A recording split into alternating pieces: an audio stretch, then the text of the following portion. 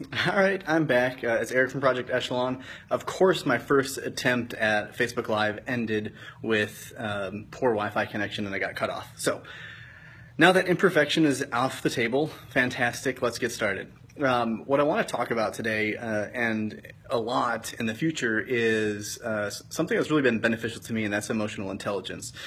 In this country, we have a big problem of people not sometimes outright villainizing emotion and honoring the stoic, honoring the devoid of expression and feeling as somehow, honorable. Somehow a man is someone who nothing bothers. They are always in control. And I'm just telling you that's an unrealistic standard and expectation, and one that certainly throughout history has not been the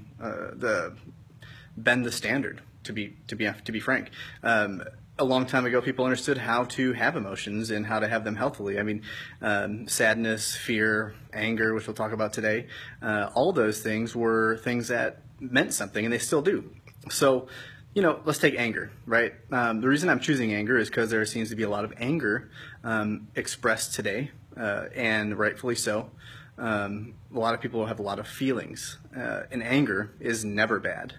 And a lot of people, would make me feel and have made me feel in the past, and everybody feel that anger is somehow bad.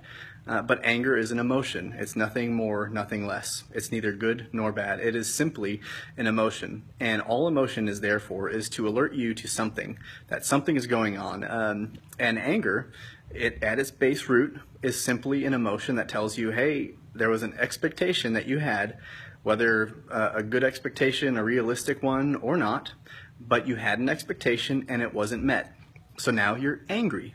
So when we have these feelings, when I had them, speaking for personal experience, when I would be angry, I somehow felt really bad and like I was a failure on my healing journey if I didn't maintain my cool head or cool thoughts. I felt like I was regressing and I was not being the healed person that I was hoping to become. But my therapist actually told me once, is like, anger isn't a bad thing. It just is. And a mentor echoed the same thing. And I was like, you know what?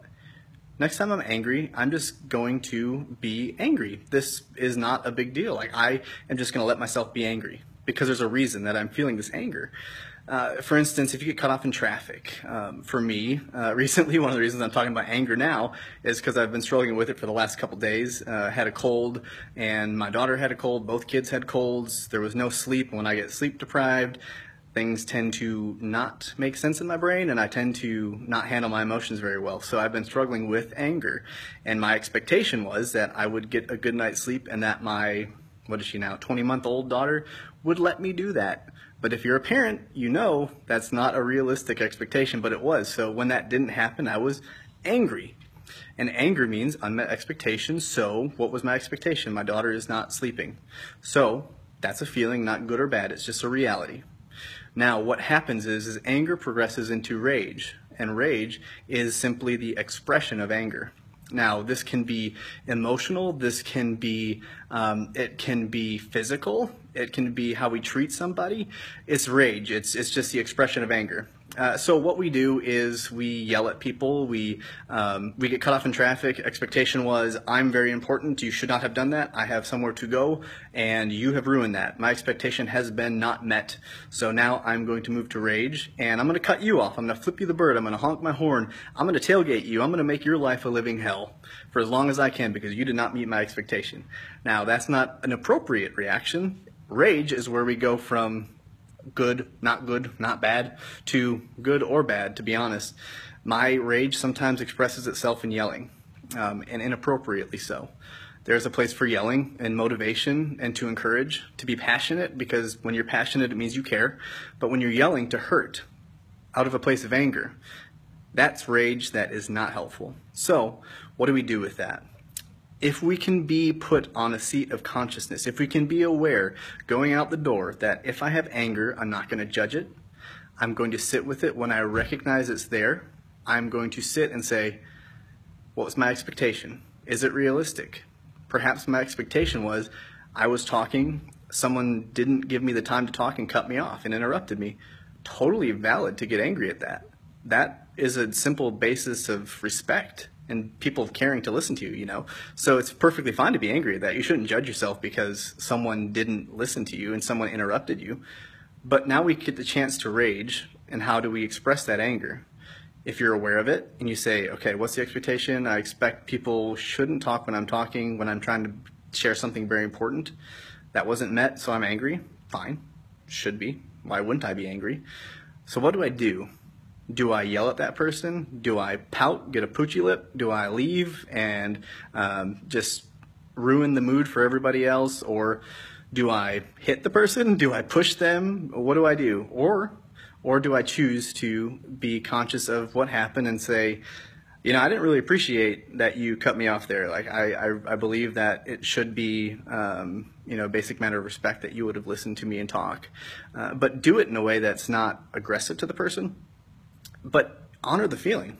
And sometimes, for me personally, I maybe am not at a place where I can have that conversation in that moment, but my rage becomes not internalized, where I'm just like, oh, that mother, you know, inside I'm just like, oh, I would punch him in the face if I wasn't going to get arrested, you know, and I'm thinking these things, and that's rage, because your mood is staying stuck in a certain place. So instead, I can internally process things and be like, you know what, maybe the person didn't hear me. Maybe they have issues with wanting to be heard and don't really care. Maybe they're rude, you know, whatever it is. I'm not responsible for them, but I am responsible for myself. I had anger. It's not going to control me, and I just have that internal conversation and process and let it go and sit and listen to them and realize that if I talk again, chances are, if I don't address it, they're going to interrupt me again, because the best predictor of future behavior is recent past behavior. So if they did it once, they're going to do it again. It's just the way it goes. And when you can realize that, you can enter these situations and not let yourself get railroaded by the emotion. But you can use it as a tool that calls attention to a feeling that you have. That's what they're there for. So anger leads to rage. Rage leads to resentment. That's the last part of anger. There's 3 phases. I had a feeling.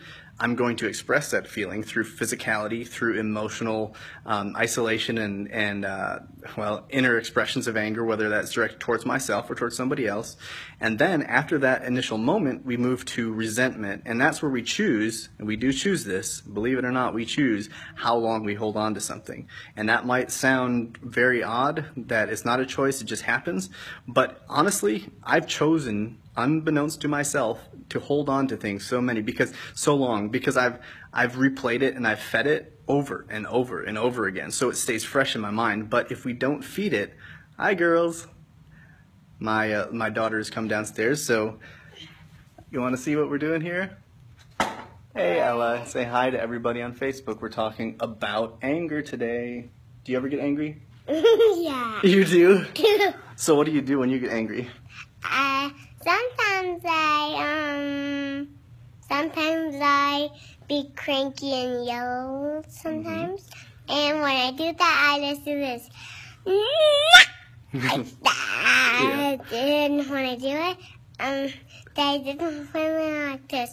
Go to your room, or you get time out. So is that good that Daddy does that? No. No. Should I be kind and have conversation with you, or should I scream at you?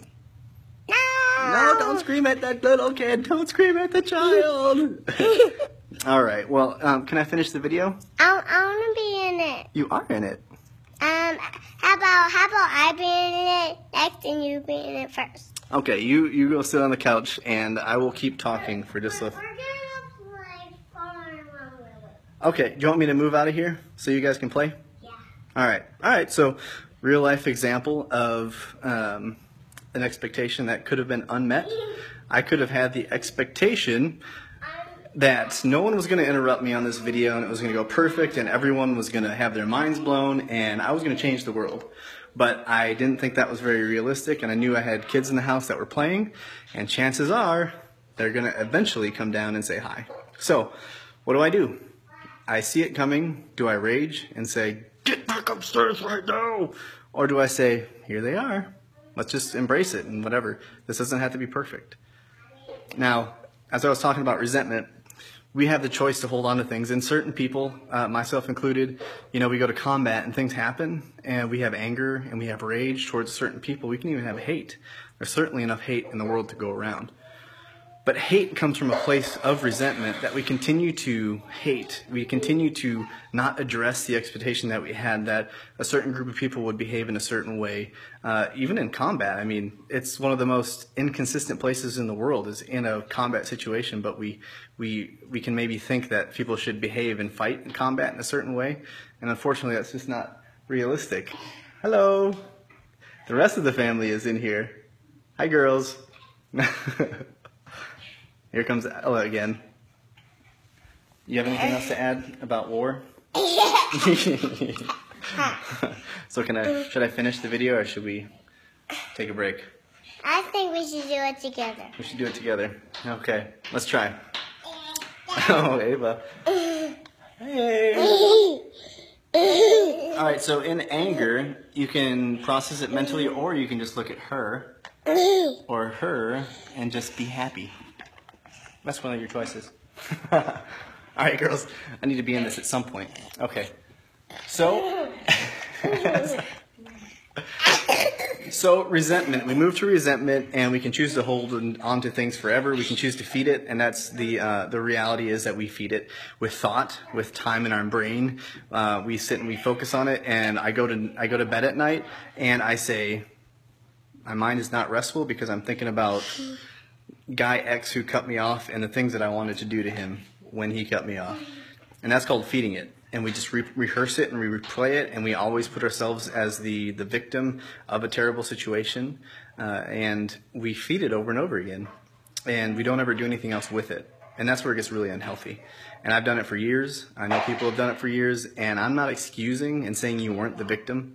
There is plenty of situations that I've been in where I have been victimized, but in feeding that over and over again and not processing these things that have happened to us, we are always going to be stunted. We are always going to create an exiled voice that we shut up with isolation.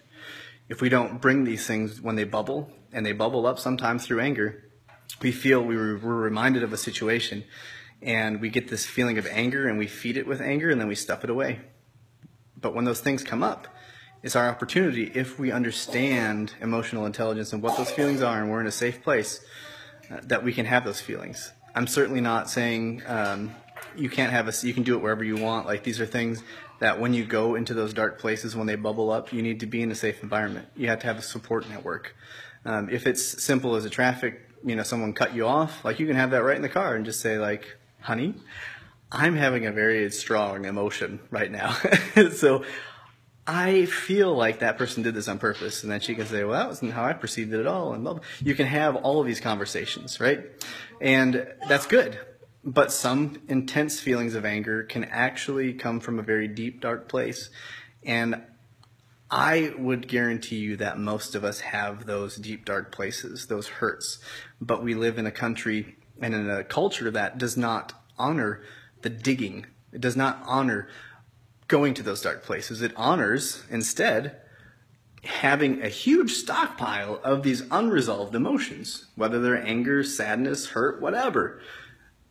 The reason I got sick, the reason that I was a drug addict and that I abused alcohol, and the reason that I'm now sober is because I've started to give voice to those deep, dark thoughts and deep, dark places that I was in.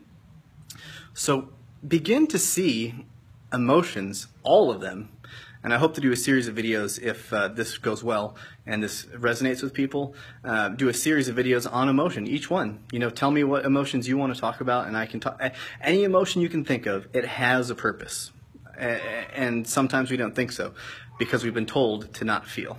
We've been told, suck it up and drive on in the military. And in combat, there is a level of that is necessary, but what we don't hear is suck it up and drive on. We have to get through this combat situation. We have to get through this deployment. But when we get home, let's talk about this stuff.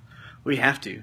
Otherwise, it gets stuffed down and it tries to bubble up, and a lot of it, PTSD, what you hear about now, it is. It's about emotional ignorance, to be honest.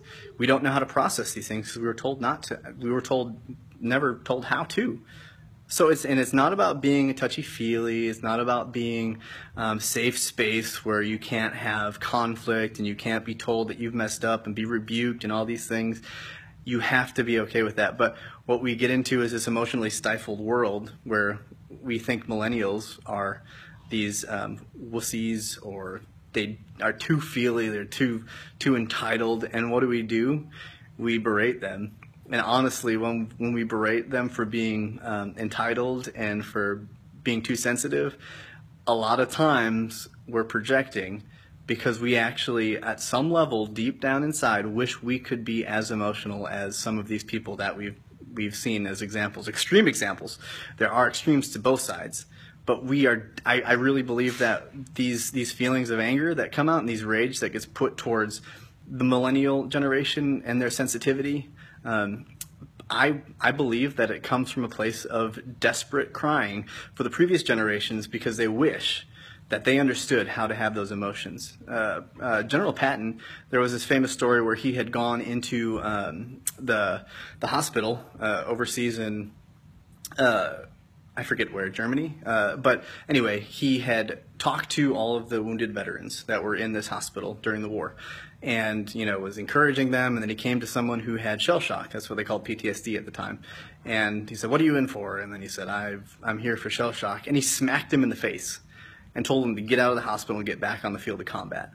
And honestly, what that was about was Patton was so upset that he saw this inner expression of pain that he had never dealt with, and this exiled voice of his past trauma bubbled up to the surface, became anger, and he chose to rage by punching a guy in the face who was honest and open with his feelings, because he wanted to be that open and honest and wishes he could, but he had to silence that voice, he had to silence that part of himself for fear that he would have had that same expression, that he would have been weakened, because showing emotion is a sign of weakness. Actually, it's a sign of incredible maturity. People talk about what a man is, and to me, a man is someone who is emotionally mature, physically mature, and spiritually mature.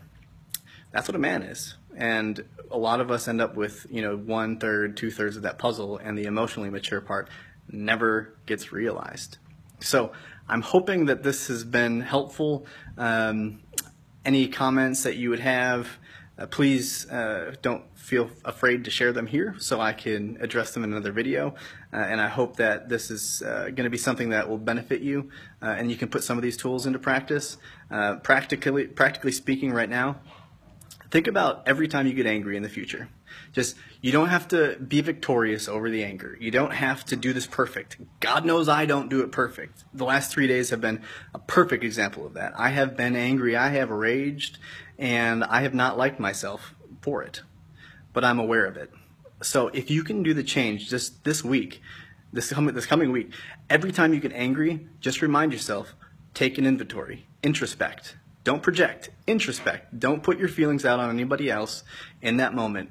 Try to catch yourself. Even if you've already projected a little bit, you've raged a little bit, just say, oh, wait. This is a feeling. What does this feeling mean? I'm angry. Okay. That means I have an expectation that wasn't met. What expectation did I have? Think about it. What was your expectation? There's always going to be one. Anytime you're angry, there was an expectation that was not met. And then process it and say, is that a realistic expectation? Should I have known that Joe Bob should have realized that if I don't sit in the third chair from the left in this restaurant, that I lose my mind? Was that realistic for him to know that? No. So realize that. And then what do you do? What are you going to do with it? You're gonna tell him what's up, or are you going to say, I'm being illogical? I'm just going to let this one go, or if you're comfortable with it, express it in a calm manner, and decide how long you're going to hold on to it, how long you're going to feed it. I can't remember the exact number, but it's something like if you don't feed an emotion for like 90 seconds or something like that, it goes away. And it's true. It's really hard to do, but realize that emotions only exist as long as we feed them. Now, that doesn't mean stuff it away. It means address it and realize it for what it is. An emotion is neither good nor bad. It just is. So, again, try that this week. I hope it helps you, and I'm looking forward to doing more and having more of these conversations. For those of you who tuned in and watched, thank you for making my first Facebook Live video not terrifying. There was some hiccups along the way, but man, it was fun. So hopefully we'll catch up in the future, and I'm going to now try to figure out how to turn this off. So I will say goodbye, and we'll talk to you next time.